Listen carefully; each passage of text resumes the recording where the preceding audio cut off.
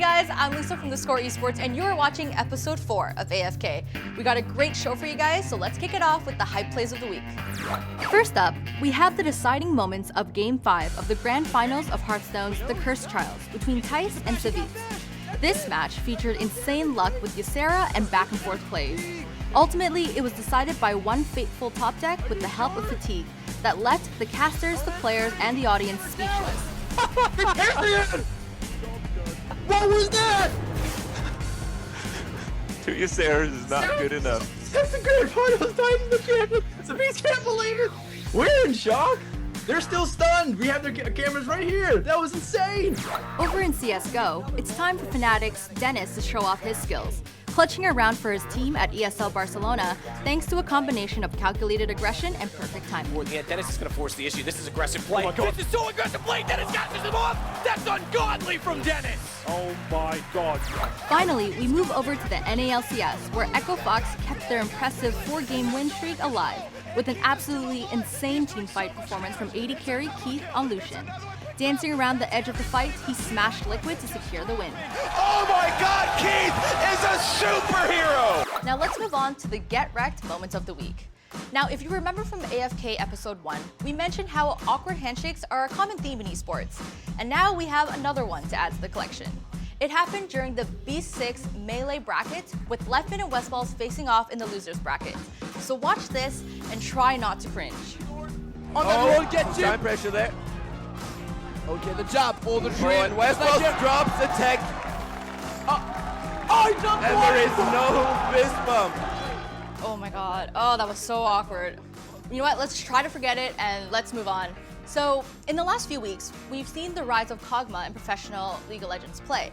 But it can get a little complicated figuring out what build works well with Kog'Maw and figuring out its power spikes. So in an interview with Fnatic's AD carry Reckless, he gave us a rundown on how to play the champion. Check it out. I think, first of all, the Kog'Maw changes that came in 6.3 made him that tad bit stronger in lane. That made him viable because he had a really tough time surviving the early game against other AD carries on the previous patches. But I think on this one he can sort of survive it, and he can sort of just farm it out and make it into a farm lane with the call first item, and then you can slowly but surely transition into your mid game and get your Gwynsos and Hurricane. And I think at that point you have an extremely high wave clear, so you can actually put up the tempo on the map. And then also you have a very strong team fighting.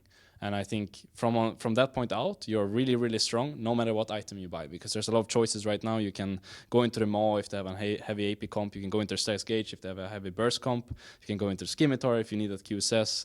And all these items sort of gives you damage in some ways. And it just allows you to continuously scale and outscale the enemy AD, because right now champions like Lucian don't necessarily scale super hard. It's just pretty all around good, and I think Kog'Maw just outscales the other ADs at some point. And then once you get to the team fights and you survive the initial burst, the enemy team doesn't really stand a chance. Next up, let's check in with Nick Doucette to find out what are the 5 things you need to know this week. Here's the 5 things you need to know from the world of esports this week. Starting with number 1 in Heroes of the Storm, where 2 new big organizations have entered into the game ahead of the upcoming regional championships. In North America, Team Noventic has picked up fan favorite the Bob Ross fan club, while over in Europe, Google Ishazant has been acquired by Epsilon Esports. Although these 2 fantastic team names might be going away, I'm sure the teams are hungry to make their new sponsors proud at the upcoming regional championships. Next up on the block is Counter-Strike Global Offensive and the continuing situation surrounding koosta and Team Liquid. It's a little bit complicated, so let me break it down for you.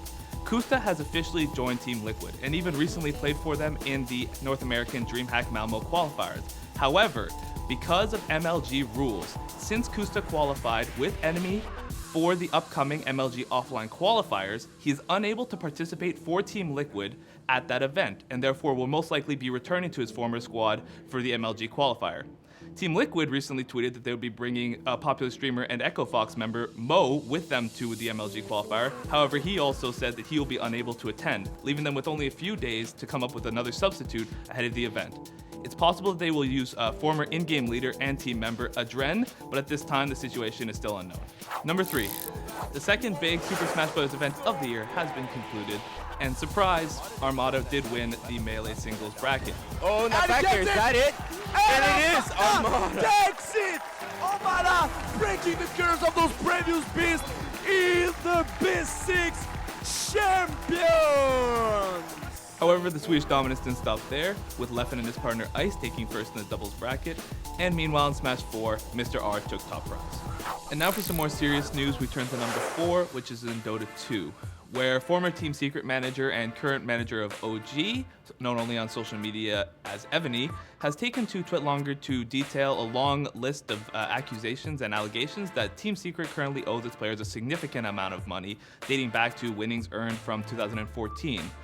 In the Twitlonger post, Evany goes into detail with dates and times of certain exchanges and promises made by the organization, and apparently the organization owes its players, both present and former, somewhere in the realm of over $200,000 from past tournament winnings. Players such as Big Daddy No-Tail have taken to Twitter to express how this situation has affected their lives, and at the moment the situation is still developing. I'm going to link the original story down in the description below, and for more on the story as it unfolds, keep it tuned to theScore eSports. And finally, we have League of Legends for number 5, where it wouldn't be a week in the LCS if we didn't have some roster changes. Let's start in Europe, where the Unicorns of Love have decided to once again change junglers, dropping Rudy in favor of former H2K jungler and free agent Lulex. The Unicorns have been experiencing jungle troubles ever since their original jungler, Diamond Prox, got visa issues and was forced to return to his native country of Russia early on in the season. Lulex marks their 4th jungler this season so far. Despite the jungle changes, however, the team is having one of its most successful splits in its history, currently sitting with a record of 8-4. Meanwhile, over in North America, Energy Esports starting AD carry Altec has voluntarily stepped down from the roster and will be replaced by Laud. The team is currently struggling to live up to expectations and currently has a record of 6-6. For more up-to-date roster information, stay tuned to theScore eSports and follow your favorite teams and players. Okay, now imagine this. You are moving to a new country where you don't know the language, to live in a house full of strangers that you don't know, and to practice a crazy amount of hours every single day.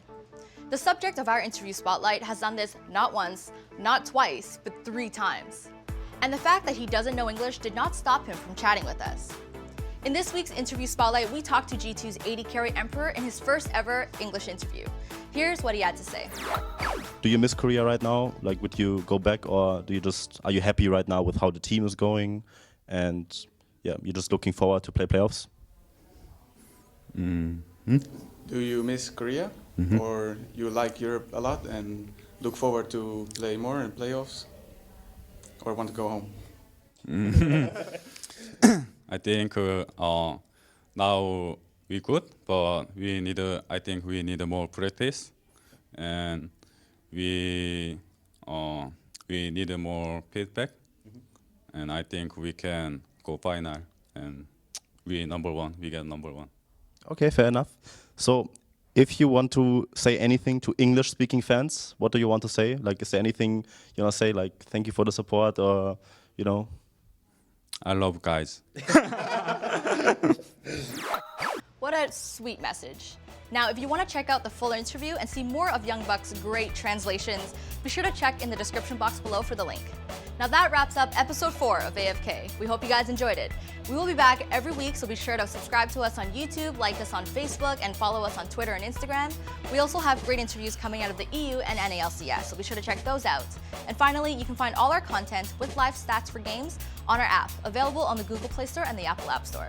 I'm Lisa from theScore eSports, and we'll see you guys next week. And there is no fist bump.